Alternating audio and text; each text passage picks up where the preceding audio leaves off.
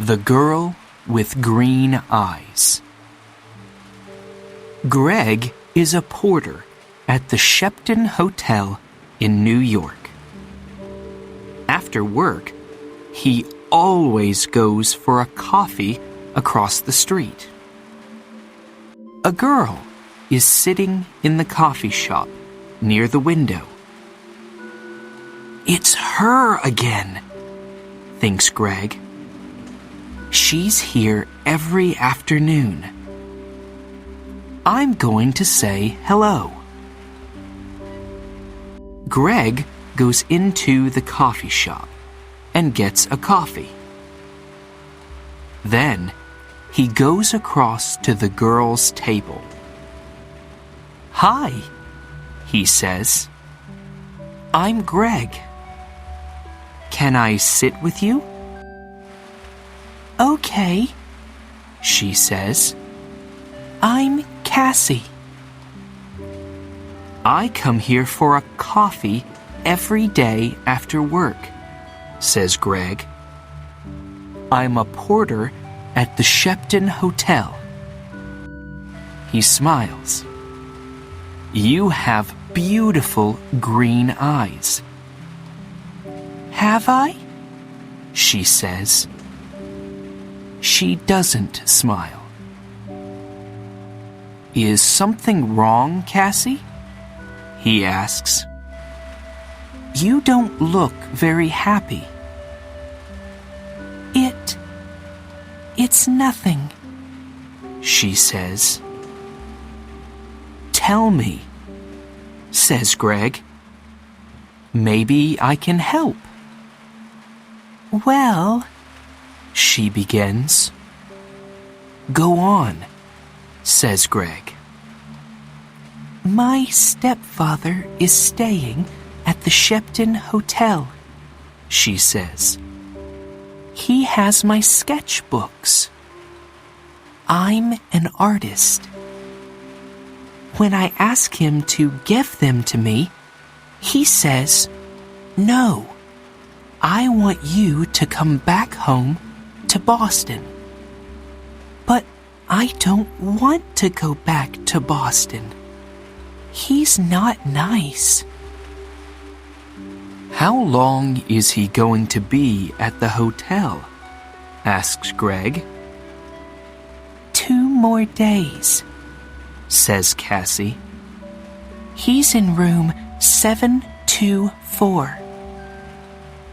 "Maybe I can get the sketchbooks for you," says Greg. "Maybe I can get into his room." "Can you?" she says. "Meet me here tomorrow afternoon at 4:30, says Greg. "Okay. Thank you," says Cassie. "Thank you very much." She looks at her watch. "I've got to go now. See you tomorrow." When Cassie gets back to her hotel room, she makes a telephone call. "Hello?" she says. "It's me." "It's okay. The boy's going to do it." "Yes, I'm going to get them from him tomorrow afternoon." "Okay. I can meet you there the morning after, at 10 a.m. Don't forget to bring the money, $2,000. Next morning, Greg arrives at work early. He goes to find room 724. I have to wait for Cassie's stepfather to go out, he thinks. I don't know his name, but it doesn't matter. Greg watches the door of room 724. he sees the girl come to clean the rooms. Some minutes later, a man comes out of room 724. That must be Cassie's stepfather, thinks Greg. He waits for the man to leave and for the cleaning girl to go into room 724. I need to look in the room, he thinks. Greg waits for the girl to leave the bedroom. Then he goes into the room and begins to look for the sketchbooks.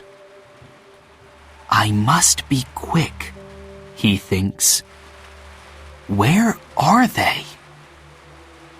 Suddenly, Greg sees the sketchbooks by the bed.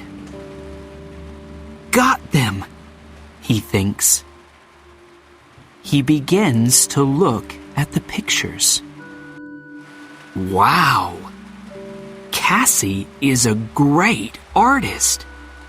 These are good.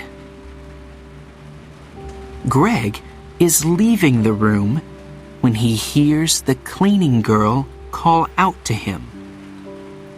Hey, she says. What are you doing? Come back. Greg does not stop. Greg finishes work that afternoon and leaves the hotel through a door in the next street. When he gets near the front of the hotel, he sees the man from room 724. That's him again, thinks Greg. That's Cassie's stepfather. Greg waits for the man to go into the hotel. Then he goes to the coffee shop. Cassie is at the same table in the coffee shop. Greg gets a coffee and goes to sit with her. I have them, he says, and he puts the sketchbooks on the table. That's great, says Cassie. How can I thank you, Greg? You can meet me later, he says, after I go home and change out of my porter's uniform. I'm sorry, Greg, says Cassie. I can't tonight. Maybe tomorrow night. Okay, says Greg. Tomorrow night. We can get something to eat first. Yes, okay, says Cassie. I have to go now, but meet me here tomorrow evening at 6 o'clock. Cassie gets up, ready to leave. Don't forget your key, says Greg. Oh, thanks, says Cassie. She takes it from him quickly. See you tomorrow. Greg is finishing his coffee when he sees his friend, Mike. You're in trouble, Greg, says Mike. Jake Russo's sketchbooks are not in his room. Room 724.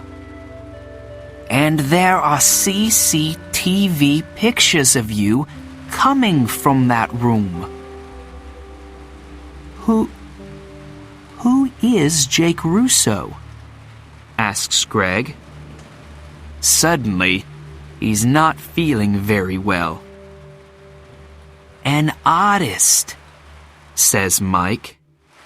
His pictures sell for thousands of dollars, and his sketchbooks sell for thousands too.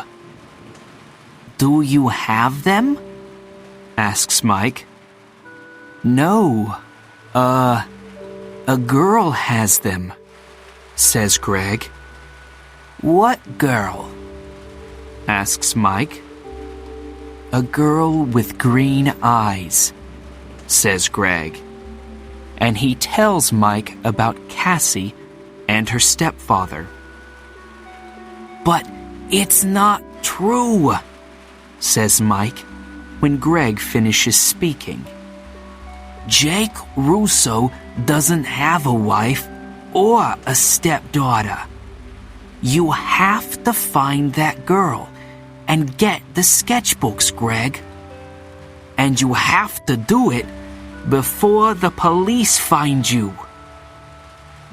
Greg walks home to his one-room apartment.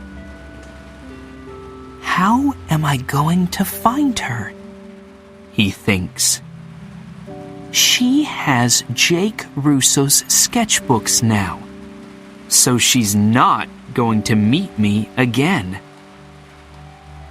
Is she going to sell them for a lot of money? There is a police car in the street next to Greg's apartment. Oh no! He thinks. They're waiting for me.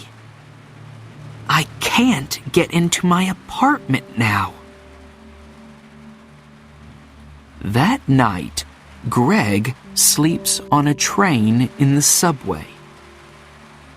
But early the next morning, "Hey, you," says a man. He's the subway cleaner. "Get up. You can't sleep here all day." Sorry, says Greg. People are arriving to get their trains now. One of them stops and looks at a photograph in his newspaper, and then at Greg. It's him, thinks the man. It's the young man in the newspaper photograph. The police are looking for him. Suddenly, Greg sees the man looking at him. And he sees his picture on the front of the man's newspaper. I have to get out of here quickly, he thinks. The man with the newspaper finds a policeman. It's him, he tells the policeman. The hotel porter. Hey, you, the policeman calls to Greg. Greg runs. Stop, calls the policeman. Greg doesn't stop. I have to get out of this uniform, thinks Greg. People know I'm the porter. Maybe Mike can give me something different to wear. When he gets to Mike's apartment, Mike opens the door. I need something to wear, Greg tells him. I can't go back to my apartment. My picture's in the newspaper, and... Yes, I know, says Mike. It's okay. Come in. Where's the girl? Asks Mike. Do you know? No, says Greg. What can you remember about her?" says Mike. "There must be something to help you find her." "Yes," Greg says suddenly. "Her key! A key to a room in the Dolphin Hotel.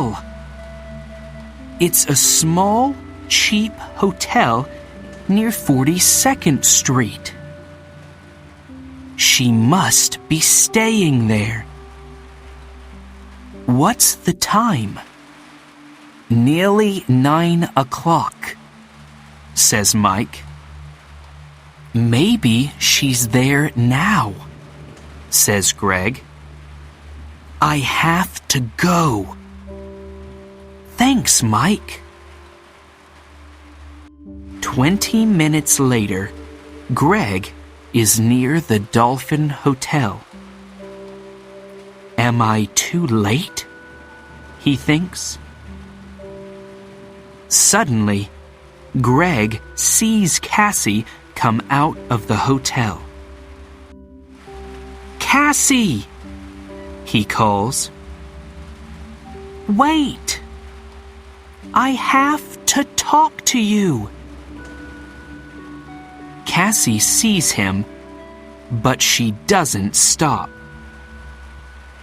There is a car waiting for her. She says something to the driver and gets into it quickly. "Oh no!" says Greg. "Pier 83, says an old man in the street. Greg looks at him.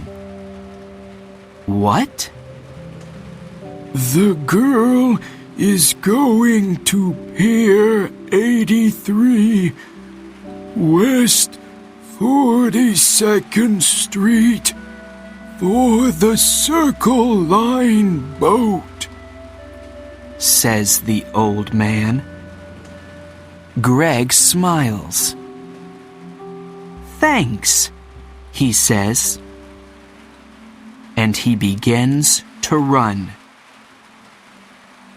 Greg runs all the way to Pier 83. People are getting on to the boat, and he gets a ticket. On the boat, Greg looks for Cassie. But a woman with a newspaper is looking at him. "It's the young man in the picture," she tells the man with her. "Call the police, Eddie." The man gets his phone and calls the police. Some time later, Greg sees Cassie. She is talking to a man. But Greg does not see two policemen get on the boat. They quickly find Greg. "Where are Jake Russo's sketchbooks?" the first policeman asks him. "I don't have them," says Greg. "You don't want me. You want her.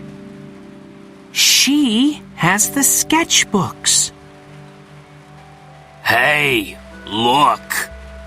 He's right," says the second policeman.